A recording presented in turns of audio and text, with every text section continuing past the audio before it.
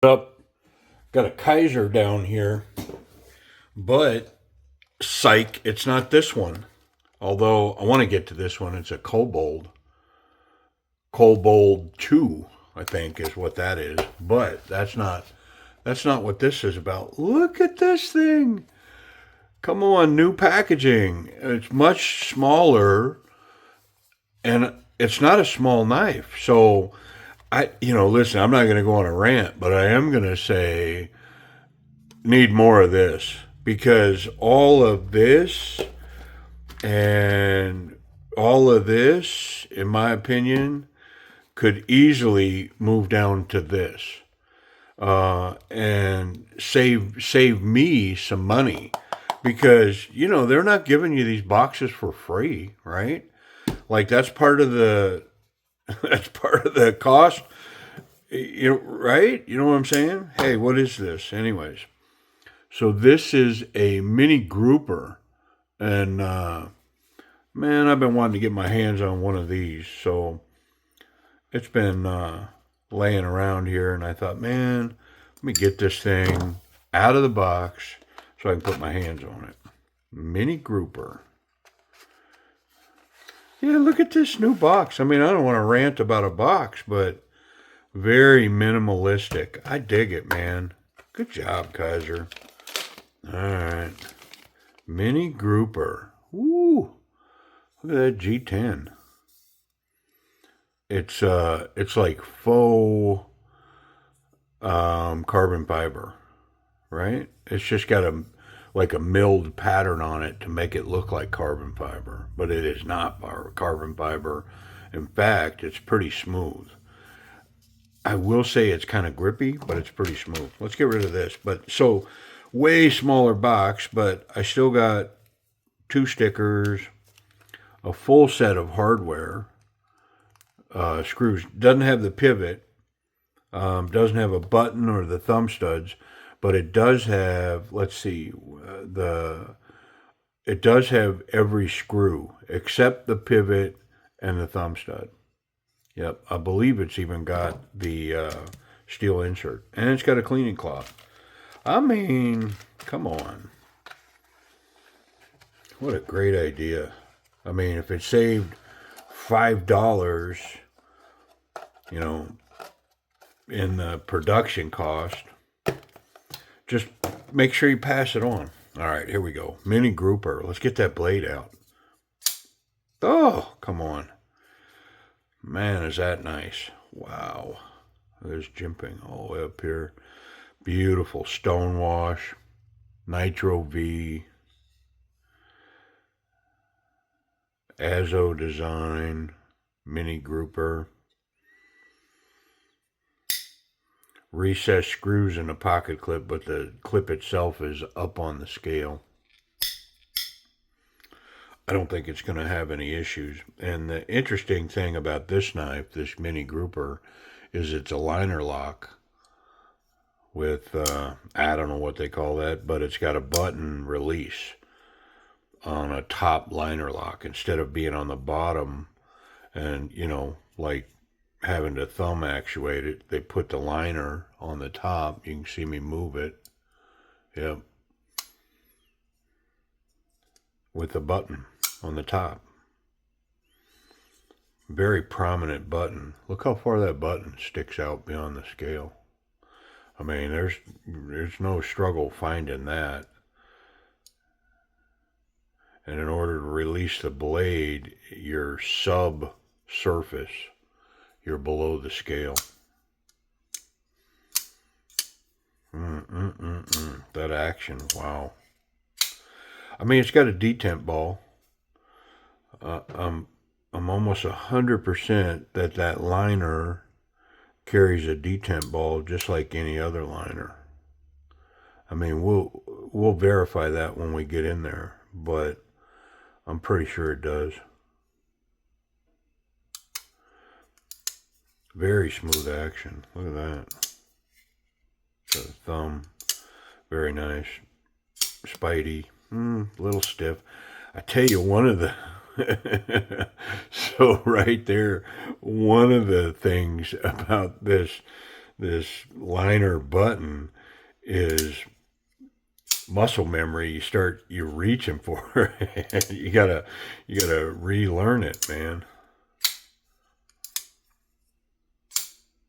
Yeah, very nice. Ooh. Yeah, really nice. Mm-hmm. Yeah, it doesn't matter if you fully press that button either. You can press it as hard as you want, and this thing's still free. Very nice. And of course, I wanted it because of this feature. You know, I'm a Kizer fan. Really like Kizer, and this one's stonewashed steel.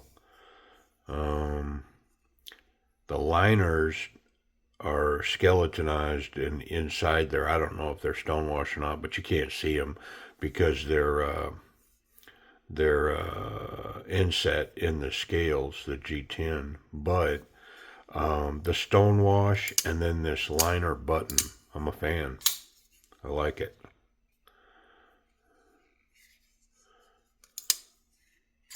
Well, let's get in it. Hopefully I can, like a traditional button lock, I can just pull this side up and off. Yeah, that's on the right side. I like it. Another T8 back here.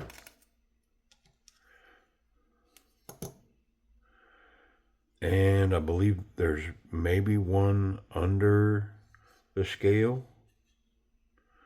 Yeah, I think so. And we're going to have to pull that pocket clip. Got my new screwdriver, thanks to Braden. Sent me a care package. I've mentioned it a couple of times now, but I really appreciate him doing that. I didn't ask him to do it. He just kind of stepped forward. Yeah, see, there's another T8 underneath holding these scales on this, these liners on this barrel spacer. That's okay. I'm going to get it. There we go.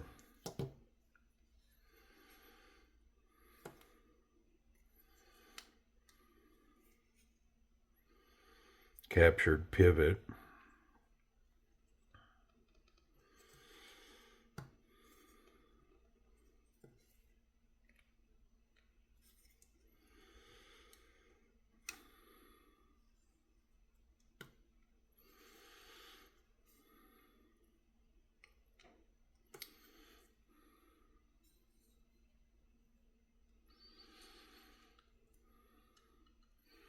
Yeah, I didn't. I was I was thinking about this wrong. I was worried about the spring flying, but it's not a spring. It's actually the button. I believe it's screwed into the lock portion of this metal liner. But we're kind of caught up on the stop pin here, so I'm gonna get a pry bar and see if I can't help the situation along.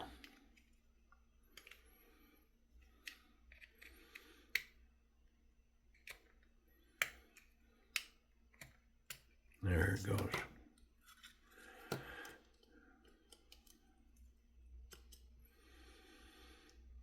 Yeah, so there's more surprises, but yeah, that button is attached to the actual lock bar, the liner lock, and there is a detent ball there.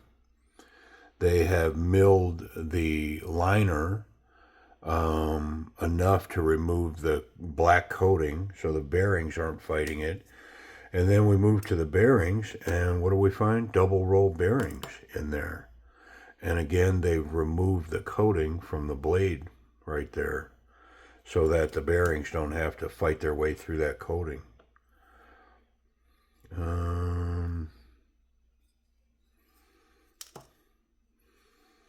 I don't see any real reason to knock that pivot out of there.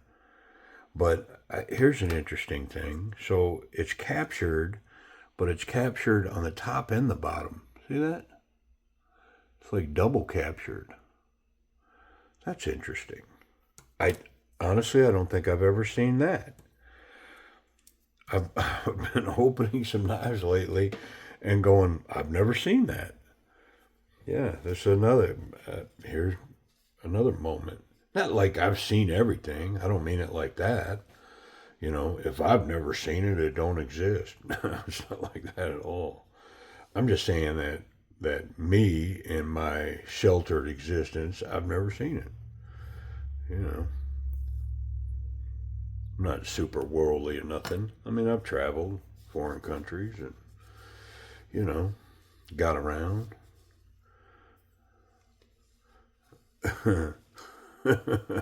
I've had a cold beverage in a few countries. How about that? Yeah. Um, Interesting.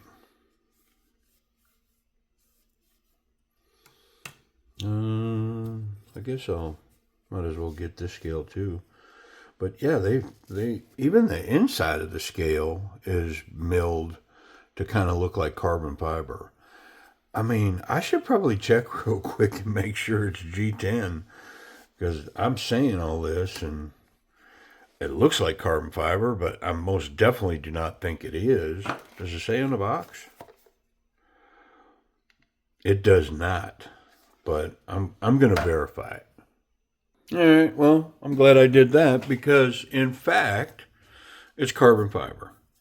It's not G10 to look like carbon fiber. It's actually carbon fiber, which explains kind of the grippy, chalky texture to it. It's not G10. Yeah, it's carbon fiber. I mean, yeah, what was all that talk about world traveler? uh, I mean, you can be dense and go to foreign countries, right? You don't gotta be smart to cross a border. I mean, goodness. Yeah, and all y'all that knew it for the first 10 minutes, I mean, you know, if you're still here, I appreciate you hanging in there. It's like, at what point were you going to check out and just go, this guy's an idiot, I'm out?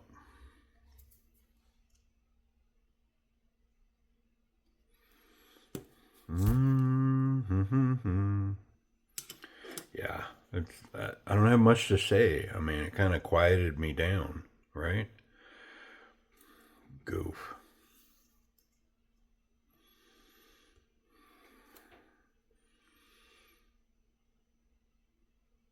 And then this looks like the detent ball track right there. So I'll put a little dab-a-doo right there. Yabba dabba doo.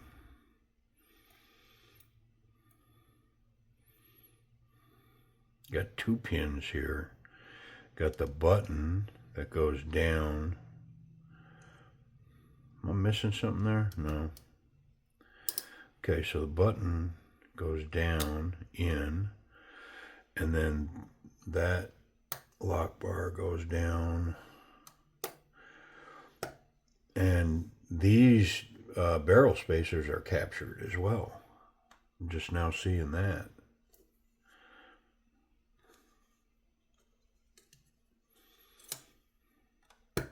There we go. That lined up. Are these on? Those are on as well. Okay. I think we just got to put screws in. Got T8. Which one was it? Oh, it was that one. Yep, I remember. I mean, that's a good sign that I still have short-term memory at this point. I'm pretty sure it could go at any moment. All right.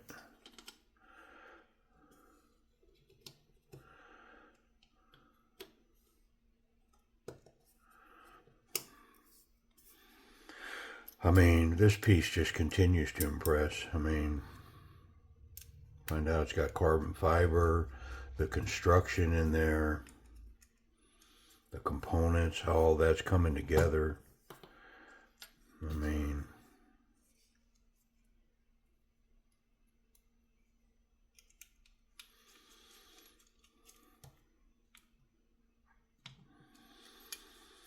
as soon as I saw this knife, I liked it. I was just waiting for a price concession.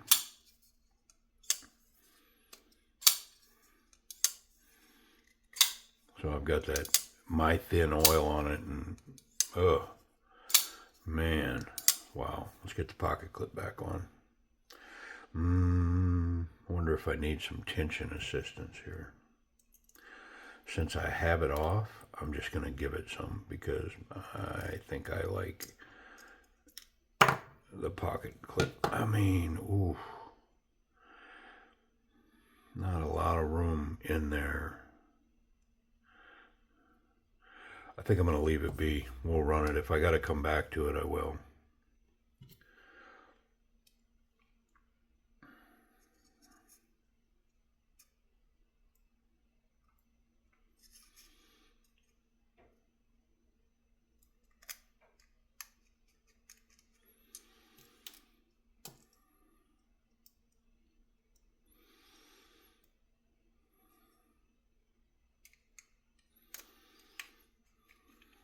Okay.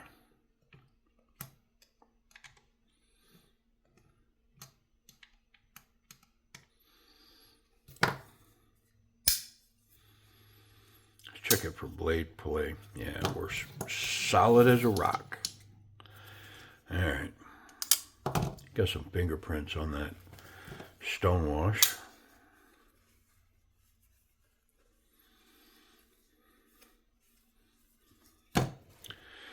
Let's talk about this action. It's a guillotine drop shot, very snappy, excellent detent. It's a little stiff on the Spidey flick, but I mean,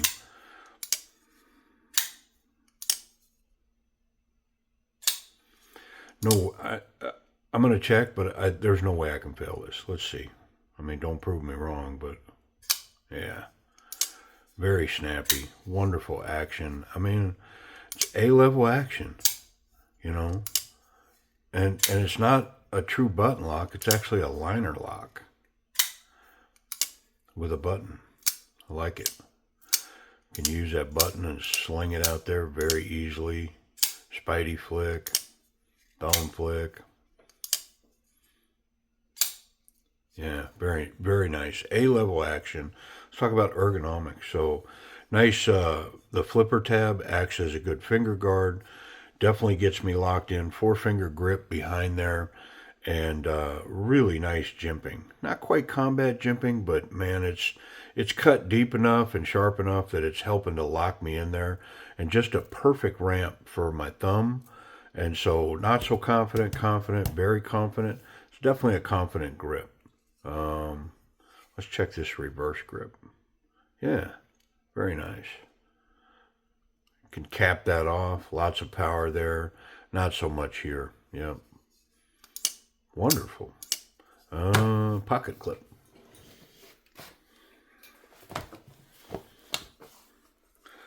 Without a doubt, it's going to run.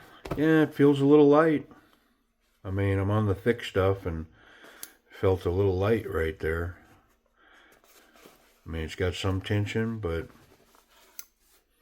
let's try standard jean size. I mean, I think if I shook it upside down, that comes out of there. My spot back here, I mean, it's a little better, but only because my particular shorts here grip better. So that pocket clip needs a little tension, and I'm going to try it. Okay, so I bent that up a little bit, and it did close that gap a little bit. A ton more tension. So let's see if we get stuck now. We may get stuck. Yeah, see, it's catching on the thick stuff. It won't get over that lip because it's not recessed. There we go. But the tension on it is phenomenal in the thick, here in this thick stuff. Let's check it in standard jean size material. Much market improvement. Yeah, 100% better. Yep, and it's running in standard jeans. It runs. It's not hanging up, so I dig it. Deep carry, the knife all but disappears in there. It's got that hole, so it provides a good grip to get it out of there. One hand in, one hand out. Pretty nice. Check it for safety. No blade contact. The tip is recessed in there, so the clip's good, the tip's good, and I'm confident I can handle this knife in any manner when the blade is closed and the knife is safe. The blade's not exposed anywhere, so very nice. Speaking of that blade, I wonder if that Nitro V tall flat grind, look at it. How can that not be crazy sharp? Oh yeah. Yeah, come on. And that's that super flimsy magazine paper. I mean, if the edge isn't like almost perfect, it's not going to run through that. So yeah, wonderful edge straight out of the factory. Um, so price and availability. Where are they? What do we got to pay for them? Look at that edge on there. Nice. So, I mean, White Mountain Knives had them for $79. They're $79 just about everywhere you go, including Kizer. But everybody's out of them. Now, White Mountain Knives would have been $79 minus the 10% would have put you at like, I don't know, $71 basically.